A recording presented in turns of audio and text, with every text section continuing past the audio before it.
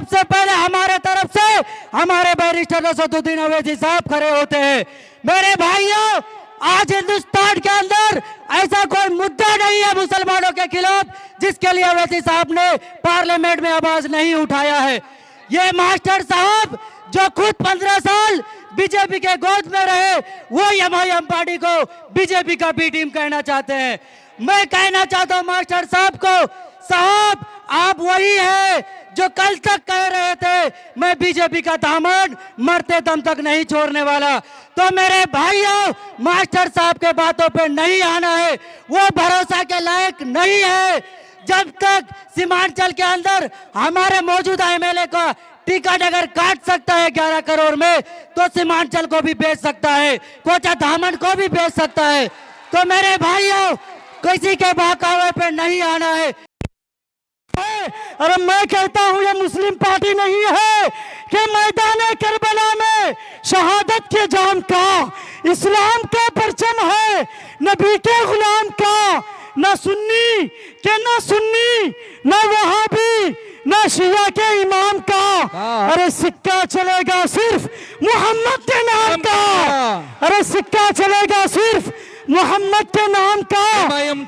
जिंदाबाद जिंदाबाद जिंदाबाद। क्या मजहब इस्लाम पे अब कोई कहने वाला कहता है कि आप लोग जो है आरजेडी के चाहने वाले हैं।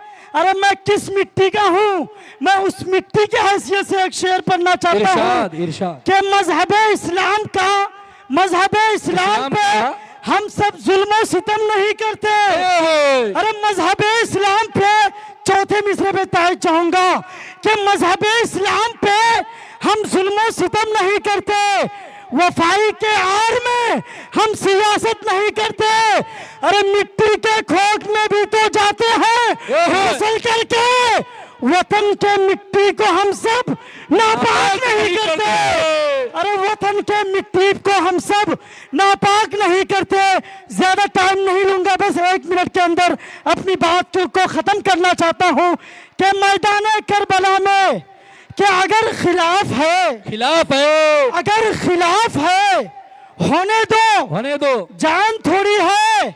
शाफे साहब, क्या अगर खिलाफ है होने दो, जान थोड़ी है। ये सब धुआं है, ये सब धुआं है, कोई आसमान थोड़ी है। अरे खिलाफ है होने दो, जान थोड़ी है। ये सब धुआं है, कोई आसमान थोड़ी है। सभी का खून है शामिल, के सभी का खून है शामिल यहाँ के मिट्टी पे।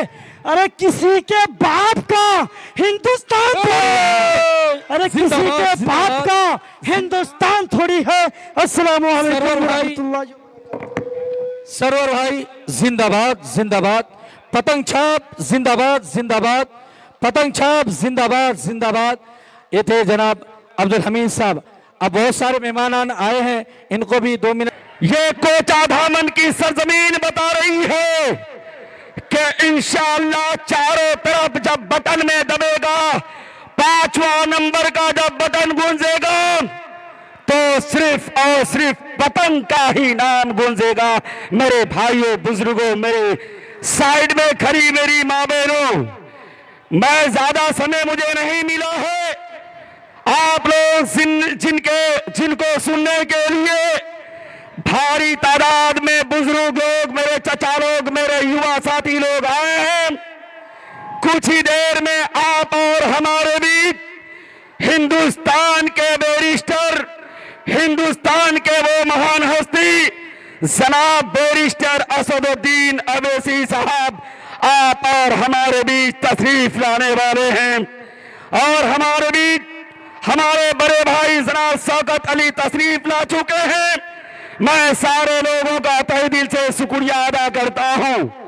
मैं आप लोगों से रूबरू होना चाहता हूं कि जब मैं नजर दौड़ाता हूं हिंदुस्तान के कोने कोने तक, तो मेरे मुस्लिम भाइयों, मेरी माँ बहनों, मेरा अगर आवाज बनकर खड़ा रहता है, अगर पार्लियामेंट लोकसभा में अगर खड़ा रहता है, जिनका नाम बैरिस्टर असदुद्दीन अवैसी साहब है, इसीलिए आप लोग आने वाले 11 तारीख को याद रखें कि पतंग छाप पर भारी वोट देकर हमारे सरवर भाई को विधायक बनाकर पटना विधानसभा भेजने की काम करे और जो पटना से हमें नजर गड़ाए में है, जो नफरत फैला रहे हैं, उन्हें जवाब देने का समय आ चुका है। मेरे भाइयों, मेरे बुजुर्गों, मेरी मां बहनों, मेरे सरवर भाई बिल्कुल बहुत ही खुश मिजाज के आदमी हैं। जिस तरह के हमारे लोग होनी चाहिए, जिस तरह से लोगों से मोहब्बत मिल रही है, इस तरह के लोग हमारे कोचा धामन को मिल चुका है। कुछ लोगों के पेट में आज भी दर्द है। ये सैलाब देखकर जब मैं चौक चौराहे पर जाता हूं, जब गांव गली पर जाता हूं, मेरी मां बहनें आंख से आंसू बहाकर बोलते हैं कि मैं किसी का नहीं सुनूंगा। मैं अगर पागल हुआ हूं तो पतंग छाप के लिए, बैरिस्टर असदुद्दीन अवैसी साहब के लिए मैं पागल हुआ। हाय हाय, क्या बात है, क्या बात है। मेरे भाइयों, मेरी मां बहनों, बहुत सारे लोग हमें भी बहुत कुछ कहते हैं। हमारे वर्तमान विधायक जनाब अलहाज इजार अस्मी साहब और बड़े भाई इम्तियाज अस्मी साहब बहुत ही सोच समझकर फैसला लिया, अंतिम में लिया। जब देखा कि ये सारे लोग नफरत फैलाते हैं और हमारे लोगों को पटना में काफी परेशान करते हैं, और मैं समझता हूं कि जो अपने भाई का नहीं हुआ, जो अपने घर का नहीं हुआ, जो एक वर्तमान एमएलए का नहीं हुआ, तो बताइए वो किनका हो सकता है। मेरे भाइयों, मेरे इसीलिए आप लोगों को बहुत तरह की बातों को बरगलाएंगे। आप लोग दिल में आहत कर लीजिए, जिस तरह से पिछले विधानसभा में लगभग 80,000 वोटों से यहाँ पर हमारे माननीय विधायक अलहाज इजार अस्मी को जिताने के काम किए थे, इसी तरह से इंशाअल्लाह मुझे पूरी उम्मीद है, यह गवाही दे रही है कि 1 लाख पार वोट से इंशाअल्लाह जीतेंगे हमारे सरवर भाई। जब जीतेंगे, जब यहां से सीमांचल से अगर सारे एमएलए को एमआईएम पे काम करते हैं, कामयाब बनाते हैं और इंडिया मजलिस इत्तेहादुल मुस्लिमीन के उम्मीदवारों को, तो मेरे मुस्लिम भाइयों, मेरे मां बहनों, सिर्फ ये मुस्लिमों के लिए नहीं खड़ा होते हैं। बैरिस्टर असदुद्दीन अवैसी साहब और अकबरुद्दीन अवैसी साहब वो खड़ा हर जगह रहते हैं, हर कौमों को, हर धर्मों को लेकर के चलते हैं। हिंदू, मुस्लिम, सिख, ईसाई सारे लोग मोहब्बत का पैगाम अगर बांटता है, जिनका नाम बैरिस्टर असदुद्दीन अवैसी साहब है। ना वो गरीब देखते हैं, ना वो अमीर देखते हैं, ना हिंदू देखते हैं, ना मुस्लिम देखते हैं, ना सिख देखते हैं, ना ईसाई देखते हैं। सिर्फ ये देखते हैं कि ये हमारे सारे लोग हिंदुस्तान के हैं, और बैरिस्टर असदुद्दीन अवैसी साहब को सिर्फ मुस्लिम ही नहीं, मेरे हिंदू भाई भी बहुत सारे पसंद करते हैं और मोहब्बत करते हैं मेरे भाइयों। इसीलिए आप लोग इस बारिश के भी मौसम में, इस रहमत की बारिश में आप लोग भी रहमत लेके आए हैं। बैरिस्टर असदुद्दीन अवैसी को सुनने के लिए इतनी बड़ी तादाद है।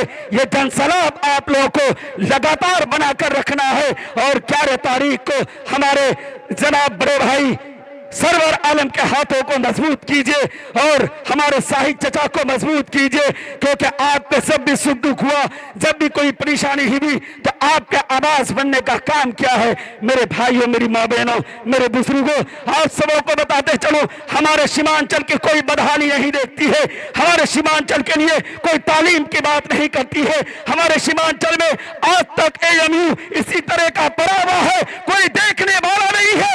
मैं समझता हूं कि अगर सीमांचल से एमआईएम को कामयाब करते हैं तो इंशाल्लाह ये एएमयू भी बनकर के तैयार हो जाए इंशाल्लाह। बहुत सारी कामें हैं, तालीम की बातें होनी चाहिए, लेकिन कुछ लोग अपने इसको बचाने के लिए बहुत तरह के ढिंडोरे पीटते हैं, बहुत तरह के लोगों को बहकाने जाते हैं कि तोरू चावले वोटे नहीं हो, तोरू चावले कुछ छोड़ कर नहीं। जब मैं सोशल मीडिया में देखता हूं, जब अपने आंखों से मैं क्षेत्र भ्रमण किया हूं, तो सिर्फ और सिर्फ कुछ नहीं सुनता है। पहले कहता है कि आप किधर से आए हैं, तो मैं कुछ नहीं बोलता हूं, वो लोग खुद बोलते हैं कि अगर पतंग छाप से आए हैं तो मोहब्बत भी मिलेगी, सम्मान भी मिलेगा, इज्जत भी मिलेगी। इसीलिए पतंग छाप को आप लोग वोट कीजिए पतंग और छाप अपने जिंदाबाद, जिंदा मिसाल जिंदाबाद। पेश आप लोग जिंदाबाद, इस कोचा जिंदाबाद। धामन के सरजमीन से बताइए। इंशाल्लाह मुझे पूरी उम्मीद है कि बहादुरगंज फर्स्ट करने जा रही है, आपका कोचा धामन लहर बता रही है कि सरवर भाई विधायक बनेंगे और हमारे बैरिस्टर असदुद्दीन अवैसी साहब के हाथों को मजबूत करेंगे। अब मैं अपने बातों को यह से विराम दूंगा कि बूझी सना भी जल सकती है, बूझी सना भी जल सकती है, तूफान से कश्ती भी निकल सकती है।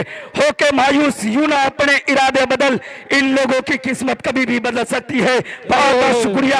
अस्सलाम वालेकुम, खुदा हाफिज। अगर हम जैसे आप जैसे पढ़े लिखे युवा भी खामोश रहा तो फिर बोलेगा कौन? जी हाँ, जिस शेर की सभा में हम लोग आए हैं, ये रामतपरा की सरजमीन पर शेर हिंदुस्तान बैरिस्टर असदुद्दीन ओवैसी साहब को सुनने के लिए आए हैं।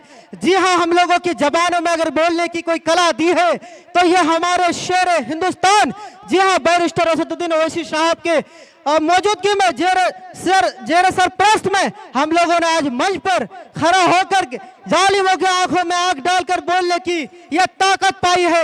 आइए इस शेर के साथ मैं अपनी बात को खत्म करूंगा कि विरासत से नहीं होती सियासत के फैसले। क्या सुनिएगा, विरासत से नहीं होते सियासत के फैसले, ये आम जनता तय करती है कि जीत किसकी होगा। जी हाँ, बहुत बहुत शुक्रिया।